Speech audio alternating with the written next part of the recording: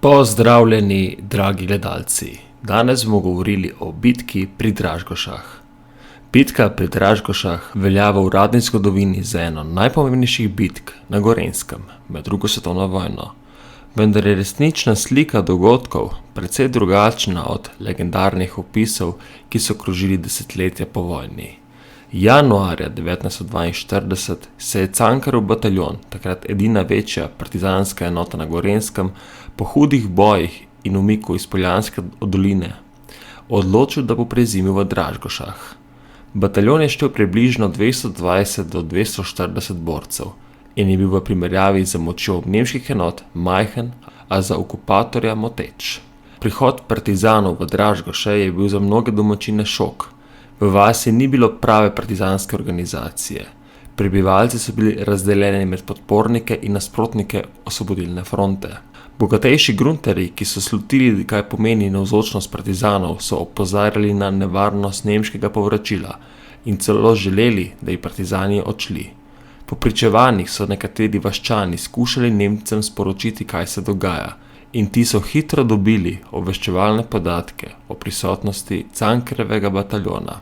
9. januarja 1942 so Nemci sprožili napad na vas. S seboj so imeli več policijskih bataljonov in podporne enote. Njihovo poveljstvo pa je bilo v Češnici. Napad je bil načrtovan kot uničenje glavne partizanske sile na Gorenjskem. Partizani so se razporedili v obrambno linijo, dolgo približno 2,5 km, in uporabili teren v svojo korist. Prvi dan so Nemci napadali predvsem iz smeri Seleške doline, a so naleteli na odpor. Naslednja 2 dneva so boji potekali z obeh strani, z vmesnimi premori in manevri. Kljub temu, da so povojni opisi bitko pisali kot izjemno krvavo in silovito, so dejanske vojaške izgube razmeroma majhne. Po 3 dneh bojev je na obeh straneh skupaj padlo le 36 vojakov. Precej manj, kot bi pričakovali po izrazu junaška odločilna bitka. Vojaški pomen spopada je bil tako omejen, še posebej, ker so partizani 3. dan odločili za umik na Jelovico, s čimer so se izognili obkolitvi, a so obenem pustili vas in njene prebivalce brez obrambe. Sledilo je tisto, kar daje dražgoški tragediji njen najtemnejši pečat. Nemci so v maščevanju ubili 61 domačinov, več 10 jih izgnali ali zaprli. Celotno vas pa požgali in porušili. Ti civilisti niso bili borci, niso bili oboroženi. Mnogi so si želeli le, da bi vojna obšla njihovo vas. Prav zato so danes glasni očitki, med njimi tudi tisti, ki jih izpostavlja dr. Jože Možina, da je bilo žrtvovanje civilistov proti njihovi volji moralno sporno in da ga ni mogoče predstavljati kot junaško dejanje. Po njegovem mnenju so partizani v trenutku, ko so se odločili umakniti, vedeli, kaj bo sledilo, a so to sprejeli kot ceno vojaškega preživetja bataljona.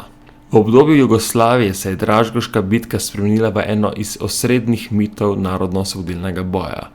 V javnem diskurzu se je predstavljala kot dokaz, da so slovenski partizani sposobni zadržati številčno močnejšega sovražnika in mu prizadajati velike izgube. Vsako leto so potekale spominske slovesnosti, na katerih je bila poudarjena junaškost borcev, medtem ko je dejstvo, da so največ trpeli civilisti, ostalo v ozadju.